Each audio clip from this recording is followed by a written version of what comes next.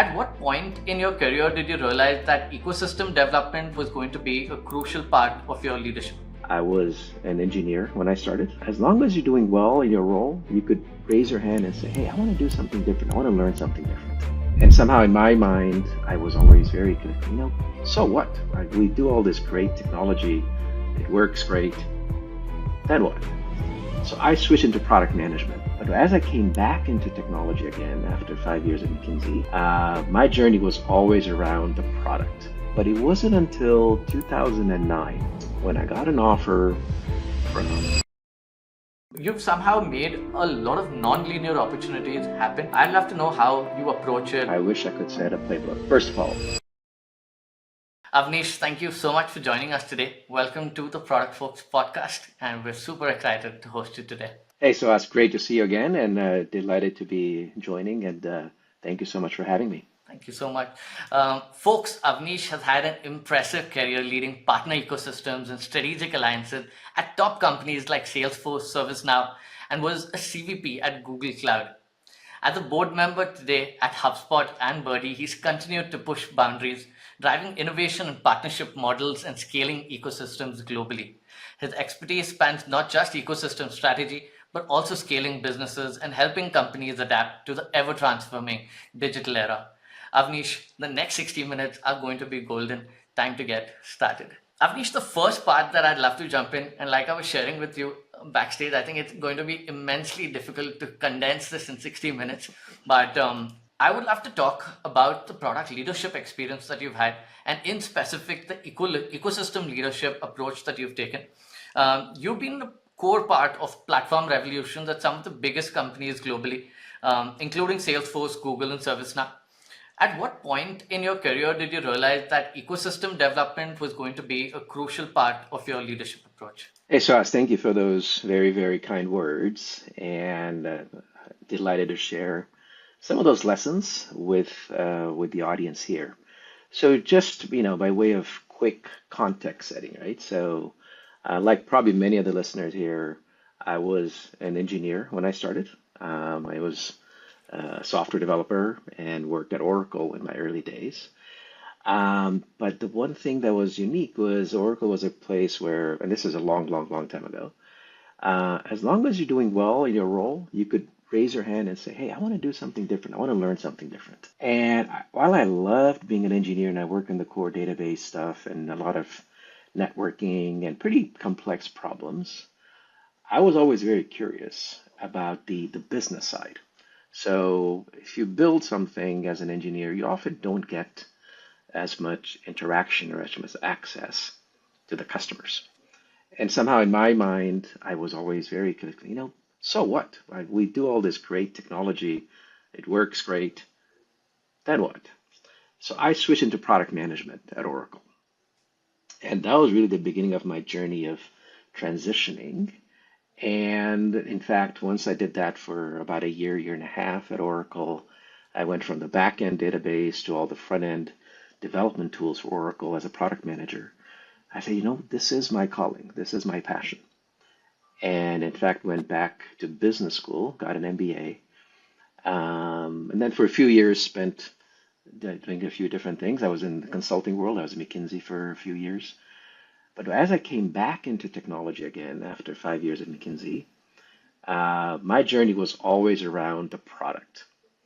And this notion of, hey, we build things, you engage with customers, and then you sell stuff. And over the next maybe 10 years or so, spent my time in mostly early to mid-stage VC-backed, venture-backed companies here in the Silicon Valley.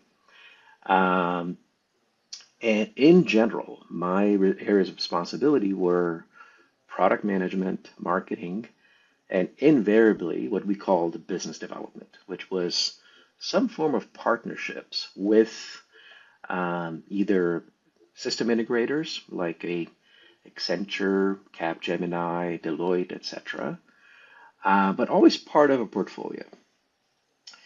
And to me, it was always interesting because as product builders, you ought to make sure you also understand how is the customer going to deploy this? How is the customer going to really solve their problem, right? I mean, that is the end of the day what we do in tech. It is understand problems, figure out how to solve them, and then bring products and services to market to address that. And that curiosity of saying, hey, how do these things kind of work together is always what drove me. And to bring it to your original question, the ecosystem part was, again, one of the pillars that I somehow always was under my portfolio or my leadership. So I built teams and so on. I would say, we know what we're going to build.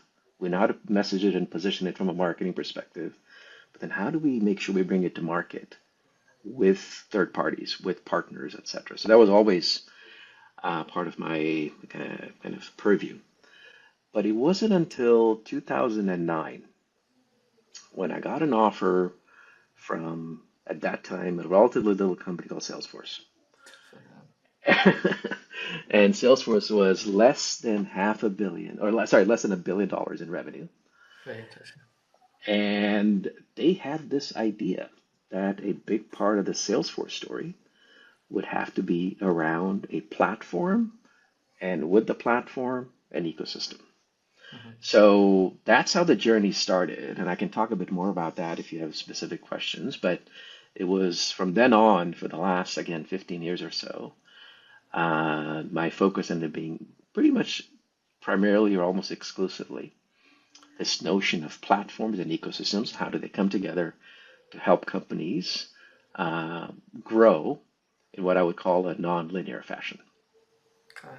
Avnish, we'll definitely go deeper into that bit. But just before we get into that, I think Yeah. something that you mentioned was very interesting is how your role evolved from software to product to consulting. Then moved into platform leadership opportunities there. Built some of your own stuff, and now you're contributing back from the other end. So you've probably seen the entire life cycle. But I was, looking a little more into this. I felt, you've somehow made a lot of non-linear opportunities happen, which I think a lot of us in our careers are also trying to do. While I know a lot of folks might attribute, luck as one factor. Is there a playbook? Is there a way to look at this so that I'd love to know how you approach it, or how have you found a playbook to approach this that others can also follow in their careers? Well, that's very kind of you. I wish I could set a playbook. So let me make a few comments on that. First of all, luck it plays an integral part. I think, look, I've had a very blessed journey here in Silicon Valley. I showed up here a long time ago when it was still relatively small, and have been able to, participate by being kind of right time, right place in companies that were still relatively unknown that grew, right? So I don't discount luck at all. However, the things that I think people can do to be a little bit more deliberate or a little bit more proactive, I think there's two or three things that I would say are important to think about. One is, I think it's being curious, right? It's this notion of saying, like I mentioned earlier in my example at Oracle, I was on the hardcore development team, but I had curiosity. But so what? What happens? How do customers make these decisions? How do they choose us versus our competition? And I'll be honest, I can say this now. We did not at the time have the best product. It was not the best product that won. There was a lot of other things that make people choose who they're going to work with. So I think having curiosity is absolutely key. And since this is an audience of product folks, I would say most product folks are curious. You ask a lot of questions. You spend time with customers and prospects. You do research. You try to see what the trends are. Those are all great examples of being curious and always asking insightful or sometimes even very basic questions, and then trying to absorb that and make that part of your kind of knowledge base. So I say that's number one. Number two, this may be a little bit more difficult for people who are introverted. By the way, I'm an introvert. which is you have to network. You have to meet people. There's not always like you said, a linear reason to meet someone or a transactional reason. It's just, spend time, talk to people, show that you're, again, interested, curious, empathetic to where they're coming from, and then perhaps, offer them some guidance, some advice, some introductions. I think that is an important part of my journey, and I say this somewhat proudly, pretty much my whole career.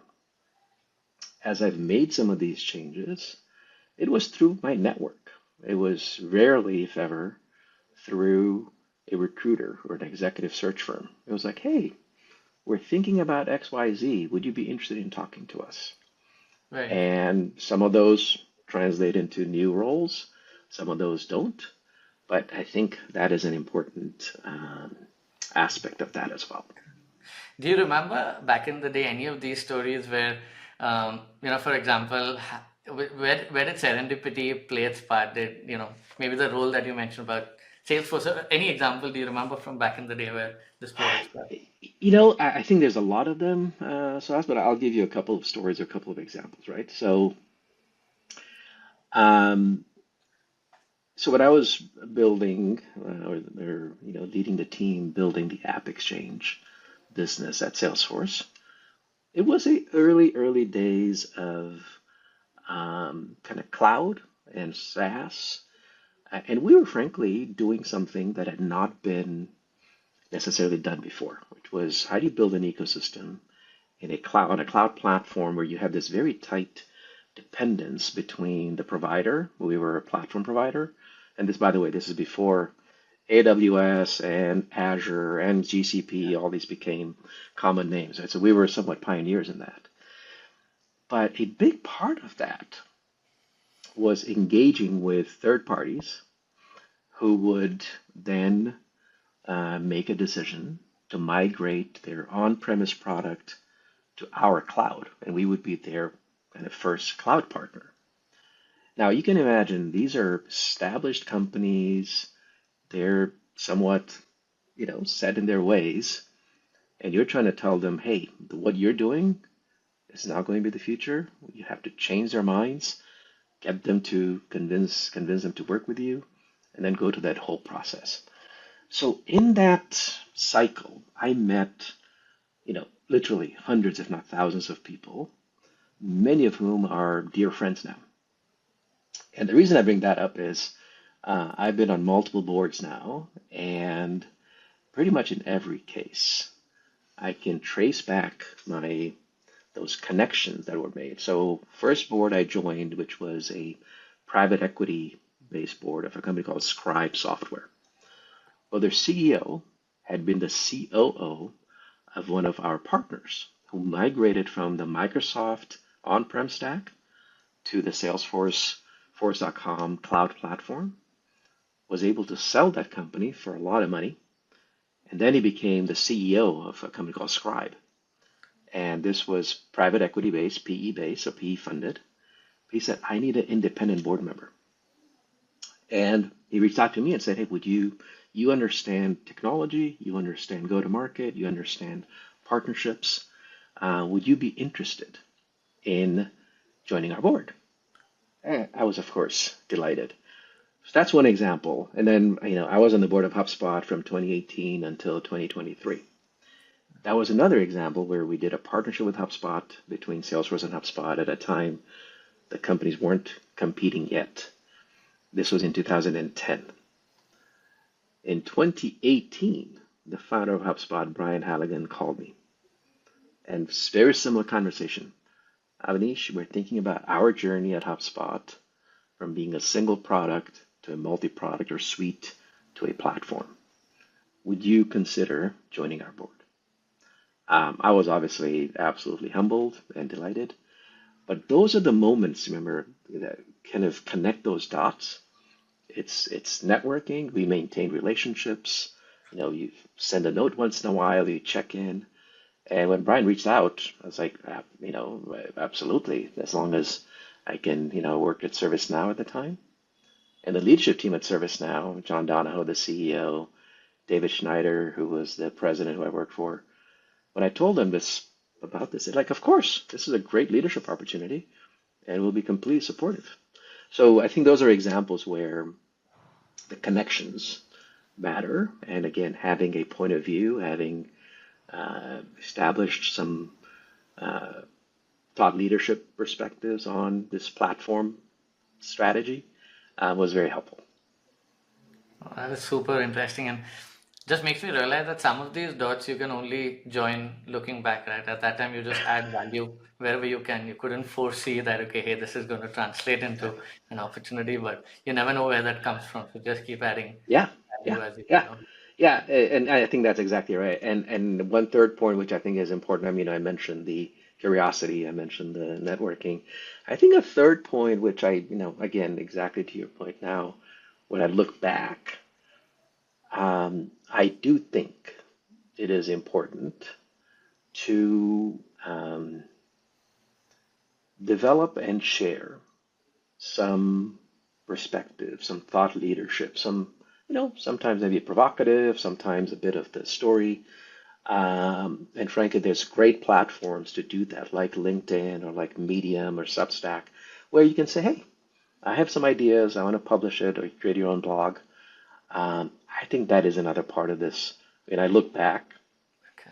I was doing it because I wanted to share, but I think it is part of building your brand is sharing some of that thought leadership with your community and your extended networks and so on. Got it. Got it. Lovely. Thank you so much for sharing that. Maybe time to go a little deeper and talk a little bit about building and scaling some of these ecosystems that you built. Avnish, in one of the previous podcasts that I was looking at, and I think you run a beautiful one. It's called the Platform Journey, if I'm not wrong. That's right. That's right. Yep. That's a series. Yep. In one of them, you mentioned that we're in a decade of ecosystem. Mhm. I'd love to know what key shifts in technologies that you are seeing that you think is making this model so effective today compared to maybe a decade ago where you were deeply ingrained into building some of those playbooks, but times have changed. Why do you think this is the decade compared to the cloud era that you Yeah. grew up in these playbooks? Yeah. Look, I think there's a few different things or trends that are converging that make this kind of the decade of the ecosystem. And by the way, that is not a term I created. I think folks like EY and McKinsey and others have used that as a way to describe kind of what this looks like, right? And the other thing is it's also not only in tech. I think this is, when you think about supply chains, you think about even the consumer internet, these things are kind of pretty common, or becoming more common. What's changed? So I always think, and again, this is an audience of product leaders and product managers, so I will say something that shouldn't be controversial, which is you first start with the customer. And what does the customer need? What do they want? And I would say the first and foremost driver is that customers want solutions to problems. Okay. And a solution sometimes can be very narrow, very point solution. But most of the time, especially if you're thinking B2B, if you're thinking more enterprise, that solution requires many different things to come together. And that means, you need to, whatever you build, you probably need to integrate with other systems. So that's one element of ecosystem. You probably need some services partners who can come in and implement that with specific skills around the domain, the industry, the technology that you're using, and so on. So that's another part of the ecosystem is, hey, I need services partners. I know they could be small boutiques, they could be big global SIs, but that is another leg of the stool in the ecosystem. You may have another aspect of it, which is, I want a delivery model that may not be my traditional deploy it on in my premises, right? We're talking about cloud. Many cloud offerings are built as managed services. So now we may have a third element of that, which is you have a managed service provider. So all those drivers, again, from a customer perspective, the customer is looking to solve a problem. They wanted to do it quickly. They want to do it efficiently. They want to do it at the right cost.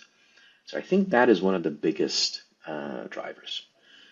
The second part is we're also living in the world in an era of data, right? And the more data you have, the more you need to integrate that data, right? So I would I've talked about having in many cases these ecosystems are built around a core system of record, right? Salesforce is a system of record for your customer data. ServiceNow is a system of record of your IT infrastructure and services. And you can go on, and you can find a number of companies they've built kind of the core data model. But then around that, how do you consume and use and update that data in other aspects, right? So I think that also requires an ecosystem so that you can, whether it's through basic APIs, whether it's through other frameworks, you can share that data and make it useful. And then very quickly, there's a third piece of that, which is kind of the generation we're in right now in the last couple of years. Again, building on that data idea. Now we're in the world of AI. AI is even more about data, and it's about data that might not have been easily accessible or available, but now you're bringing it all together. You're running complex models. In order to do that and to do that effectively, you need, again, perhaps a different set of partners who can leverage it, who can run the models, who can, create the foundational model, but then expose it into different workflows, and you also need expertise.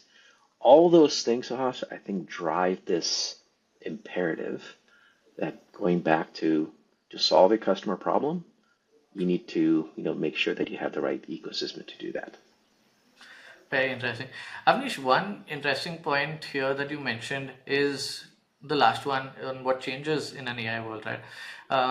Traditionally, you would want to, in an ecosystem-centric approach, you would want to, build some of these partnerships, approach it in a more integrated way. But in an AI world where models are getting more commoditized, data becomes even more important, right? And that's why you're seeing maybe some ecosystems start getting more close because data becomes so much more important. How do you balance the two where, your moat probably will lie in data, but at the same time, platforms help you scale. So, how should leaders approach that problem statement? Yeah, I wish there was an easy answer to that one. That I think is probably the one of the biggest questions that, frankly, even boards, I would say, boards, C-level executives, CIOs, CTOs are struggling with right now, right? Which is exactly like you were saying. On the one hand, the best models are built around more data. Correct. But you also have the issue of data security, you have the issue of data privacy, you have issues of, do I want to take the risk of my private data being exposed in a public model? How do Yeah. I draw those lines? So I wish there was a clean answer to that. I think, again, to use terminology for product leaders, I'm going to say it depends on the use case, Correct. Yeah. right? Right? I think there's some use cases where you say, you know what? Yeah, it's my data, but for the benefit of the greater good and to kind of get that data flywheel going, I'm happy to share that data because it's not super sensitive. Other things I'm going to keep private and I'm going to make sure it's locked. And if I do use that in a data, it's only in my private data foundational models, not in a public data model. So I think there are increasingly there's an emergence of both technologies and governance tools to manage that process, right? So if you look at, you know, frankly, OpenAI is kind of become somewhat of a standard definition, but you look at Cohere, you look at Anthropic, other builders, they're actually starting to help manage that from a technology perspective. How do you kind of manage the distinction and the security and privacy issues? And then there's, I think, a whole layer of governance tools that are emerging or have emerged that help manage that process as well. A fair question. I think definitely a hard one to generalize an answer here. But say over the next 3 to 5 years, are there some interest? And given the lens you have, right, on one side Mhm. you've been mentoring and investing in a ton of startups. On the other side, you have the lens of some of the largest companies. Mhm. Say over the next 3 5 years, again, very hard to predict. So we'll not go down the prediction line, but just from the lens that you have, on both sides, are there some very interesting ideas that you've come across? What were you personally excited about? Yeah, Uh, yeah. I mean, look, I think um, without going into the crystal ball of predictions, I think some of the key trends that I see that are somewhat natural. One, I think there's going to be a lot more vertical solutions. And verticalization is a theme that I and many, investors and so on are spending a lot of time on, which is you've had a lot of these great horizontal solutions. Again, Salesforce, ServiceNow, Workday, etc. They've done relatively limited work on going deep into verticals. And let's face it, vertical industries have very specific, when you look at pharmaceuticals versus telecommunications versus banking versus government and so on, they have very unique workflows, compliance requirements, data volumes, et cetera, et cetera. So I think a big trend is going to be vertical and verticalized solutions. So you'll have the core horizontal tools and systems, but then you'll have a number of emerging vertical solutions. Okay, so to me, that's one. Another one which we started talking about, but I think the AI revolution is going to create, I think, a new set of players, or certainly a new set of capabilities within existing players. Even established firms like BCG and EY and McKinsey have put out data saying, hey, 20, 30% of our business in the last 18, 24 months is more centered around AI. And guess what? 2 years ago, these firms didn't have any real offerings or any real expertise. They're building it as they go. But I think there'll be the emergence of, you know, call it specialists, boutiques, who I think will bring, again, points of view, thought leadership, maybe a crossover between technical and business skills. Some of them we probably have not heard of quite yet, right? And the third one, I think there will be, again, as the world evolves. Here I'm going to go on a prediction. I think there'll be a new category of companies that will be AI data brokers. So these are companies that will collect the data, they will privatize it or cleanse it and normalize it and de-anonymize it. And then they can, just like we had Zoom Info and all these other companies doing kind of traditional data services. I think there'll be a set of AI-driven data brokers. So, look, it is probably one of the toughest issues, and I spend a lot of time both, in the writings I do, in the podcast, in my own podcast, as well as an advisor and board member, trying to help companies think through that, right? At the end of the day, we're still in the people business. We may think we're in the technology business, but at the end of the day, we're in the people business. And those types of challenges and conflicts and, tensions are what we have to deal with really every day. So I think and I yes, indeed, I have faced those type of issues in all those companies, right? Whether as an executive, whether as an investor, whether as a board member, is tensions that you have to navigate. And ecosystems is a concept that for it to be successful and for it to actually work, um, it does require alignment across product, marketing, sales, customer success, etc. And and I think the effective leaders actually are able to traverse across all those. And just to, I guess, set a bit of historical context, in the early days of partnerships and business development, they tend to be very siloed and linear, right? You would go off and build maybe a reseller channel.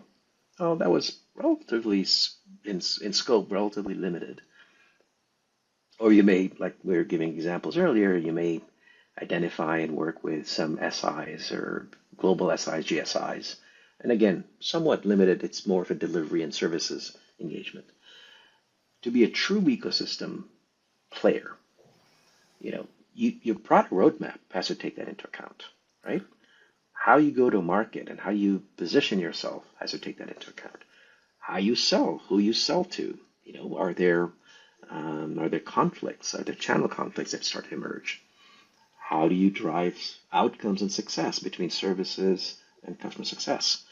So I think that's one of the big conversations that I recommend is the folks who are leading this kind of function have to be multidisciplined. And like we were saying earlier, I frankly I got lucky to fall into this. But when I look back, one of the reasons people like me were recruited into these roles is you have to be able to have different types of conversations and ensure that when you're talking to a product leader and helping them think through the roadmap and how that's going to impact the partner ecosystem, that's one conversation. If you go talk to a professional services leader about that same topic, you will have a different conversation, right? Now you're talking about managing resources. You're talking about maybe a joint delivery model, right? So you have to tune the conversation to each of those stakeholders. And to be effective, you have to work across all those. So that's number one, is having those conversations. Two, I think, again, where it's been successful is having a set of clear goals and North Star, right? Which is, here's the vision and mission, and this is not something that's going to happen overnight. And that is a really important point to make particularly with investors and board members and broadly the C-suite. Because sometimes people say, we hired someone for this role. It's been 6 months. Nothing has happened. Well, I'm here to say that in 6 months, nothing is going to happen because this is a relatively long cycle. We have to make the commitments, you have to make those decisions, and then you have to make the actual plans and execution. And it's a multi-year journey. Yeah. So setting those expectations and that this is where we're headed. Here's how we're going to measure success and outcomes along the way. And by the way, here's how we are also going to adjust the journey. There may be decisions we make today that may prove to be wrong, or we may need to tweak them or completely change them. And are you on this journey with me? Because if the rest of the organization is not, then it really doesn't matter. And then the third thing, Suhas, is of course, in any of these situations, and I can't say this enough, you have to make sure that the customer is at the center of it, right? So to manage those conflicts, if the customer starts to see an ecosystem approach where they're not sure who to talk to, who is responsible, who is accountable, that's a failure mode, right? So you have to orchestrate this in such a way that the customer sees this as really you're bringing together the right set of ecosystem players and partners to solve their problem. And if there's any escalation, if there's any challenges, they know they know how to go figure that out. Because if it becomes confusing to them, then it's not going to work. Got it. Got it. No. Yeah, again, I think one of those topics that, like you mentioned, wish we had hours to talk about, right? Like so many, Yeah. so many nuances to this topic. But Yeah, hopefully we get a chance to host you again and do a deep dive just on this topic in part two. it, Um, it's one of the but most complicated. It's one of the most complicated topics, no doubt. agreed. And getting people to align internally and externally, and for the long term, it's definitely a Yeah. big challenge. Yeah. True, true, true. Avnish, also something that is very unique to your journey, like you mentioned, I think over the last couple of years, you've now also been building the ecosystem from the other end of the spectrum, right? You've been mentoring, you've been advising ton of startups, you've been actively investing in them. You actively hold both seats. So, I'd love to go a little deeper into your experiences on that side. Um, and HubSpot being a pretty large company that you've been able to see very closely. As a board member there, you probably had a front row seat to the company's transformation. From a marketing automation tool to now full blown CRM platform, right? Do you remember some of the toughest conversations you've had to have, maybe with the CEO or the executive team? Because I'm sure it's not easy being on the board of a company that's growing so fast, and amidst so many changes going through as well, right? So, how do you really hold some of these leadership conversations, keeping them accountable without damaging any relationships? Yeah.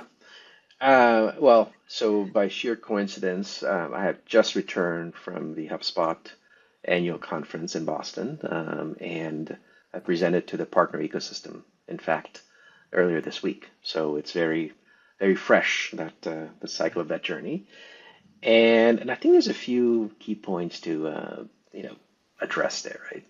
So when I joined the board, it was the company was still primarily a single product, single application company, which was the Marketing Hub. That's what the company had been formed around, and this was about 10 years into its lifetime, and had been quite successful with a single product. But again, looking at how the market was evolving, looking at the competitive landscape, looking particularly at how customers were engaging, there was a strong sense that the company would have to evolve from single product to multi-product to multi-apps and kind of suites to ultimately a platform. So in the last 5, 6 years, the company has gone from, I think, a few, 100 and some integrations to now they have 1,600 on their marketplace, Wow. just on the technology integrations and applications integrations alone. They've gone from a delivery ecosystem, which they call solution partners, of primarily marketing agencies, which is kind of again where the company started, to now I believe there's 6,500 solution partners, and many of them are much more technology savvy. They're helping integrate HubSpot across all these different touch points that we were describing earlier. So the journey has been phenomenal. I think the company has really adopted that, and the language that the CEO now Yamini and the founding CEO Brian and the CTO Dharmesh, they all use is, hey, yes, we are a CRM platform. That was not the case 5, 6 years ago. So I think part of that is them buying into it and saying, hey, this is who we are, this is what our customers need, and this is kind of the space that we fit in, right? So that, and as they use that and say that and continuously are consistent about that, the rest of the organization also follows, and then the market and the analysts and the customers say, oh yeah, this is a it's a multi-category platform, and now I can start thinking about more complex workflows and understand how the customer solution or the customer problem is being solved by more complete solutions, right? So, what are some of the challenges we've, again, without disclosing any confidential items, right? I mean, some of it was defining what does it mean to be a platform, right? I think you can talk to multiple product leaders, platform leaders, and the definition of what it means to be a platform is going to change, right? You think about AWS, GCP, Azure, they're kind of an infrastructure platform, right? They provide core services. Um, they're platforms, but then, people like HubSpot that runs on AWS, for example, sits on top of that, right? So where in that stack do you define your role is number one. Two, does a platform in this case mean, hey, we are that system of record and we need to provide the integration frameworks and the APIs and everything else that's expected of a kind of an integration playbook, and then kind of build it, maintain it, make sure that it's consistent over time and so on. That's one version of a platform. Or you could think more like ServiceNow or Salesforce, like, oh no, we're not just integrations, we're also a platform as a service. Mhm. In fact, you, my partner, can run your whole technology on our stack. Yeah. Those are different definitions of a platform, right? Um, and then, so again, that definition I think is important. Two, and I probably should have started with this. The most important question is why? Why are we doing this? What leads us to this? And I gave some examples of, customer drivers and so on. Yeah. But there has to be clarity on what we are and what we're not, and why are we actually even taking that path, right? I'm going to say, Suhas, that not every company can be or should think about being a platform. If you have that opportunity, amazing, great. But I don't think it's a must have. And therefore, kind of having clarity on the why is probably that takes the longest time because again, you're going to have a lot of different opinions, and then the how, like I was describing earlier, that becomes the next level question that you have to think about. Got it. Avnish, would you then say the most crucial role of a board member would be to be a very effective sounding board? Would you say that would be the largest contribution? Yeah, look, you have to be very careful about being a board member and not interfering in the day to day, right? The board member's Right. role is governance, is again asking, just like we talked about curiosity in the beginning of the call, right? Or beginning of the podcast. A board member has to be able to ask good questions. And that to me, I've spoken to a number of very experienced board members as part of my own mentoring, and consistently, that's the one key attribute of a good board member is ask good questions. It doesn't, you may have a point of view, you may even think you have an answer, Mhm. but you're not running the company, you're not running the business, you're not doing it day to day. So having the ability to interact and say, hey, you know, have you thought about X, Y, or Z? Or have you, tell me more about this, this approach, or how you're thinking about it. What are the pros and cons? Not with what a dumb idea. It's more help the team really through that process Yeah. and be a, like you said, be a sounding board, be a resource, sometimes be a connector for them. Say, hey, and that, let me introduce you to a few people Nice. that have also been down this journey, and you can compare notes. And we did a lot of that. We introduced them to a number of other folks that were either in that journey or thinking about it or had been through it, and train, help them build a network of peers so that you can Very start having those conversations. got it. Yeah. I think helping them move towards that clarity, whether via the intros, via the questions, I think that Yeah. probably is what I gain insight into, and maybe as that crucial role. Avnish, I had another question. Given that you spent a lot of time and we discussed a lot of points that were geared more for larger companies, right? The playbooks, the ecosystems you've Hmm. built there. But today you're also interacting with a lot of early stage founders where you probably invest in. How do you transfer the knowledge, the playbooks that you've had for larger companies when early stage founders want to probably invest in ecosystem building, right? So, how does that knowledge transfer look like? What are some common mistakes that you see maybe early stage founders do, and how can others avoid these pitfalls? Yeah. Great question, Suhas, and I think it is something that I do spend quite a bit of time with within the the portfolio and the advisory work that I do. I think one of the key things is if you're super early stage, series seed, A, maybe even B, you're still proving your own product market fit. Yeah. You're testing a lot of different hypotheses and ideas. You're training your own organization on how to build product, how to deliver, how to make customers successful, and so on. So I think um, even joining, let's break it up into two pieces, right? One is, are you thinking of building your own ecosystem? Is one aspect or potential aspect. The second is, are you thinking about joining a, one or more other ecosystems, right? So the different aspects of the ecosystem game. In the building your own, I think again, if you think that opportunity exists in your space, in your category, then having that in the back of your mind and thinking about it, and putting some seeds and putting some, maybe some roadmap guidelines around that. If you can do that early, that's a very good thing. But I think saying you're a platform from day one, very challenging, right? Because frankly, and I'll say this without any negative connotations, hopefully, customers don't just buy platforms.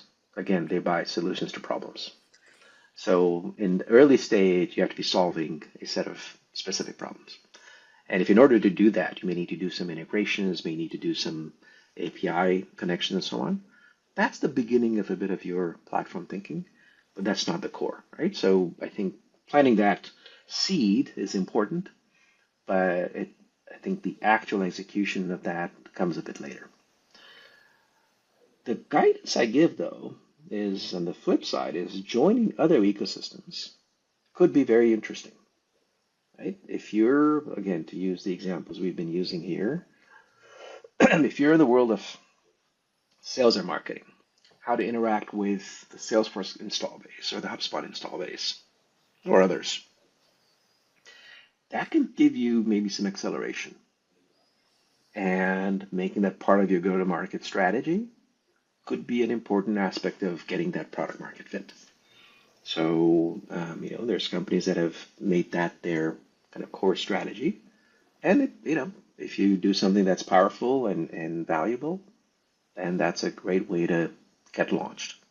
So it's a different way of thinking about it, which is, hey, there's these big companies out there, and can I participate in those ecosystems and make the right kind of product and roadmap decisions, the right kind of investments, the right kind of hiring to make that work, right? So I think, again, the trade-offs have to be thought through, but I would say that's probably where making that framework work is pretty important. Got it. Got it. I mean, so many more questions coming to my head, but I know we're just over time. But before I let you go, we have a very fun rapid fire for you. Just three questions. Whatever comes to your mind first, I'll shoot it and let's get started. I'd love to wrap Yeah. this up with a couple of fun ones. First one, what's the most exciting idea that you've worked on that never made it to the market? Something that you remember. There's so many, but there's one that I look back and I was working with two friends of mine, I don't know, about 12, 13 years ago. And the idea was there's all this activity happening in cloud and SaaS and so on, but do customers actually know what they have, what they're using, what they're paying, etc.? So we kind of mapped it out and we talked to a few investors, and they're like, nah, we don't need this. And now there's a number of companies doing that. We did not, my little group didn't execute on that. I think that's a real problem. I think the decision making is very distributed. You may have to walk into an organization. I think the data I saw recently is the typical company has over 200 SaaS providers. Sure. 200. It's great. I'm sorry, that is ridiculous. It is. And, if you're allowing every every organization to make choices. That doesn't make sense. So how do you bring that together and understand the overall spend profile, etc.? I think it would have been a pretty powerful company. Very interesting. I think, like you mentioned, maybe some players who are building this today, if they're listening to this podcast, you know who to reach out to if you want some advice on this. But yeah, I mean, the next one is a fun one again. Who is one person from the ecosystem you'd love to have dinner with? I know you probably have had very, very interesting conversation, but it could be anyone who might be a tech visionary, a historical figure, an innovator, or a sports legend that you haven't got a chance to have dinner with. Ugh, there's so many. One person who I think has helped define tech in a way that very few others have. And I never had a chance to meet him. I know people who know him. Unfortunately, he's passed, but it's Steve Jobs. I think what he did for the industry and how he thought about experience and product and kind of that rigor of making things really seamless. I don't know that anybody else has had that type of impact. God, yeah, yeah. I think yeah, would have been crazy to see him alive in this time, right? I think. Um, Yep. um, Last one, Avnish. What's the toughest lesson you've learned in your career that you wouldn't want to ever learn again? You know, this one is I'm going to answer it in such a way that I'm not completely sure to answer your question perfectly, but look, the toughest lesson for us is always from failure. And I have said in other places that the one thing that Silicon Valley has exported to the world is don't be afraid of failure. And, I was in one startup which completely failed, and but probably the place I learned the most about business building, about fundraising, about fiscal discipline, all these things that are really, really important. So would I not want to learn that again? No, I would want to learn that again. Was it extremely painful going through it and suffering through it? Oh God, yeah. But I would say even to this day, and this is something that happened more than 20 years ago, I learned so much from that I would probably want to go through it again, maybe in a shorter amount of time, but I would still go through that. Got it. Okay, that's an interesting one. Avnish, final thoughts. I know you were born in India, you grew up in Brazil, you spent most of your career in the Valley. Yep. Many of our members are, in fact, currently based in India, but are definitely fascinated with everything that's happening in the Valley. Mhm. It would be a crime to let you go without, getting your perspective, especially with the entire AI revolution going around. Um, just from the experience of interacting with founders from this side of the ecosystem, what are things that you are really excited about, and what are things that you think Indian founders can look at from a value perspective? Again, slightly broad as a question, but I think your thoughts on that would be super valuable. Look, like I said, I've been lucky and I've had the privilege of having this very multicultural background, right? And in fact, even today, I regularly advise, invest in, and I'm a resource to founders in India, in Brazil, some in Europe, a lot of them in the US. So it's given me, tremendous insight into what's changing. And I think a couple of things that I would leave with. First of all, 20 years ago, most founders were somewhat narrow in their scope. They didn't necessarily think they could go global. They were typically services companies, kind of doing, uh, staff augmentation type of work.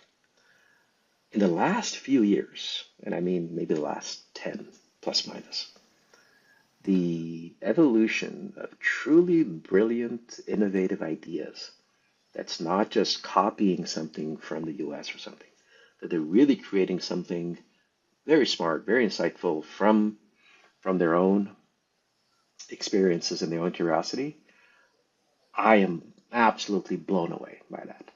So first and foremost, keep at it, right? And I think well, again, India, Brazil, the rest of the world, Israel has done amazing work in cybersecurity and so on. It just thrills me to see that type of innovation, and I'm very bullish that the U.S. is not the only place where innovation happens. Hmm. We know we may have kind of spearheaded that, but I'm just thrilled to see it happen elsewhere. Number one, and quickly number two, more and more have global aspirations. In the early days, I'd meet a lot of Indian or Brazilian, but we're solving this problem. It's very localized, and we can, do it for a certain segment in our own home country, and that's good enough. Now I meet founders and investors who think globally from the get-go. They may act somewhat locally first, which is smart, focus, but their vision is a global vision. And again, I think the combination of globalization and cloud and open source and these things have lowered the barrier to global execution. And I say, hey, go for it, right? I mean, we talk a lot about Freshworks in India. We talk a lot about Nubank in Brazil. Those are just the most well-known examples. I think there's hundreds, if not thousands, of others that are lined up to have similar success. Okay. No, yeah, very exciting. Even we've been spending, and we are very, very excited about this evolution. Um, Probably a younger community just around for the last 5 years, but um, one thing we tell our members is that over the next decade, we're going to see products come out from India, from APAC, that are going to be used globally, and very, very excited about this trend. But Absolutely. Avnish just exceeded the time a little bit, and just being cognizant of that. Thank you so much for spending time with us today. Really, really appreciate it. And I'm sure our member base is going to be very, very interested in this conversation.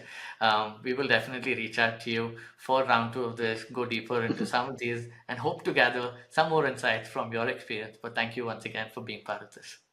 It was my pleasure. Thank you so much for having me.